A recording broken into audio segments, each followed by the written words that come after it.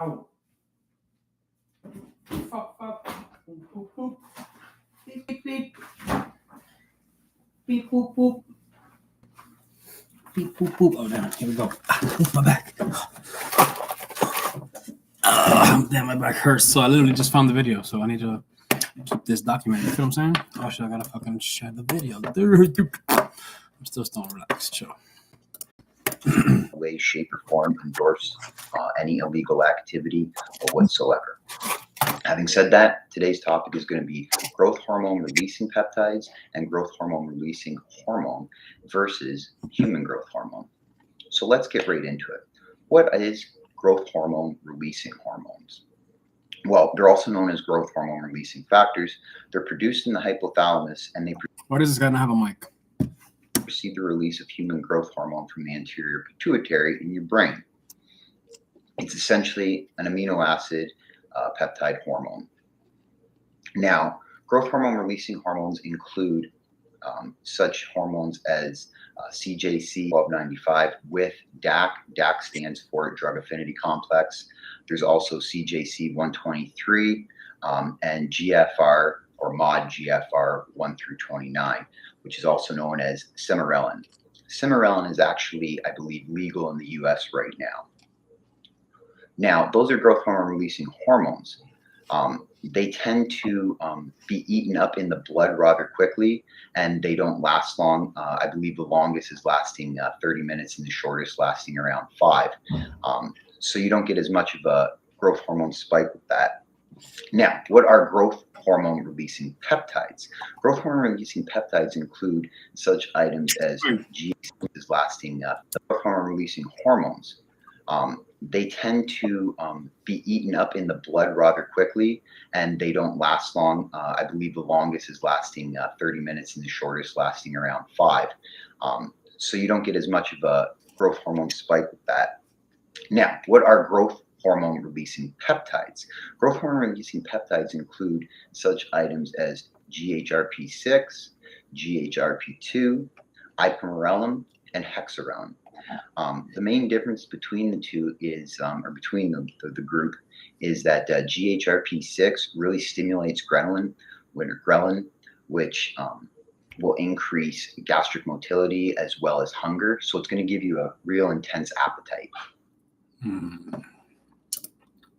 That's expensive, though. Growth hormone releasing hormone and growth hormone releasing peptides do is they stimulate the anterior pituitary to secrete your own natural endogenous human growth hormone, which would be the word endogenous means that your own growth hormone.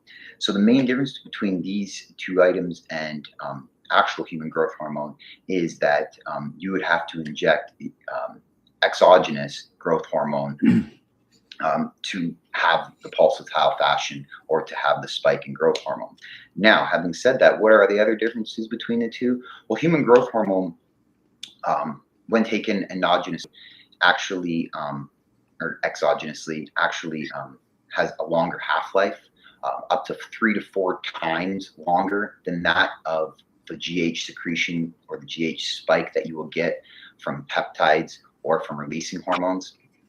And that can be good and bad. The good of it is that it is much stronger, but the bad of that is that just because you have that longer action of growth hormone doesn't necessarily mean that you will get the results you desire if you're taking it for muscle building purposes, because growth hormone is a hormone that has a negative feedback loop. So you want it to come and be secreted in pulsatile fashion, meaning you want to have a secretion of it, then you want to pause and not be secreting, then you want it to be able to have another spike again. And these different spikes throughout the day actually will increase growth more than if you have a continuous secretion of growth hormone, because it will actually, like I said, give it a negative feedback. Other differences are actually that, for instance, if you did an injection of growth hormone releasing peptide 2, you'll have a spike of growth hormone from the anterior pituitary that it'll be 2 to 10 times higher than that of a 7 IU, which is an international unit injection of growth hormone. Okay, so that's what I'm taking, GHRP2. this leads us to the next question, which has to do with dosing. What is the dose now that we know how often to do it? How much should I take? Well, that's a pretty easy question. You can start with, and the general rule is 1 microgram, not milligram, microgram, mcg 100 per kg, or 100 micrograms per injection. Having said that, there are studies out there that indicate that you do receive increased results and effectiveness from up to 300 to 400 micrograms per injection. Now, anything beyond that, and in all honesty, anything really beyond 300 micrograms, there is no added benefit. There is no increase in GH secretion from the anterior pituitary with anything more than 300 to 400. So keep note of that.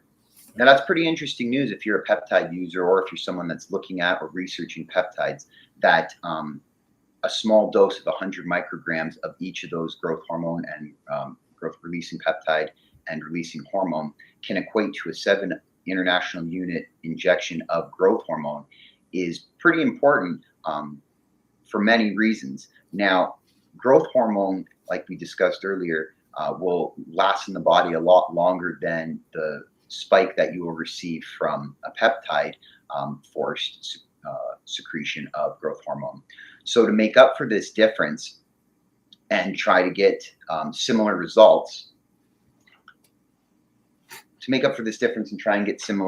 as growth hormone, that means we need to do multiple injections per day, which leads me to the next topic, which is what is the shot timing or dose timing of growth hormone releasing hormones and growth hormone releasing peptides.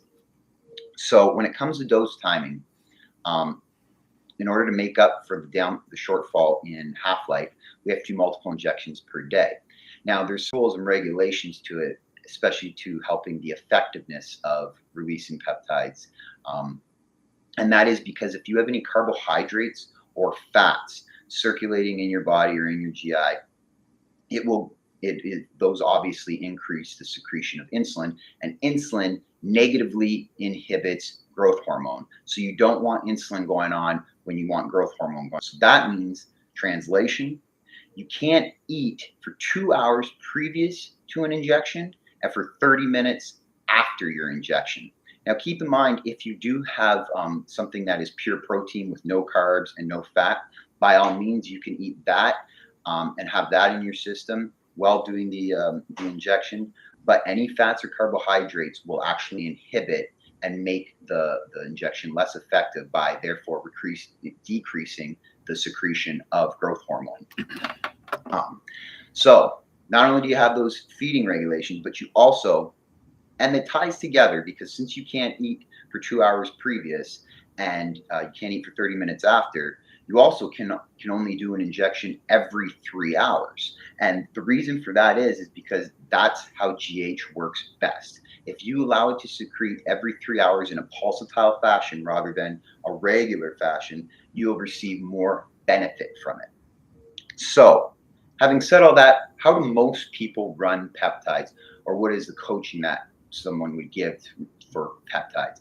Well, if you're just looking to benefit from the anti-aging properties of growth hormone, then you might only want to do 1 injection per day, and that would usually be right before bedtime. So you wouldn't eat 2 hours before bed, and then you would do your injection, and you'd go to sleep for the evening.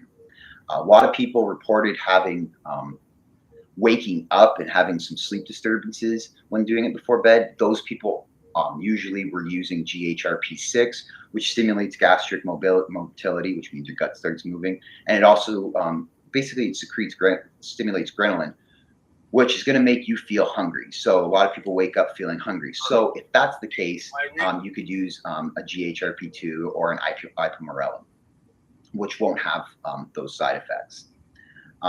Now, if you're looking to receive not only the anti-aging benefits, but you want some muscle building properties as well, so you're looking at trying to do a twice-a-day injection at this point, And the schedule would probably be before bed, like previous stated, and your second injection will be post-workout or PWO. That will help increase protein synthesis post-workout, which will help leading to muscle building.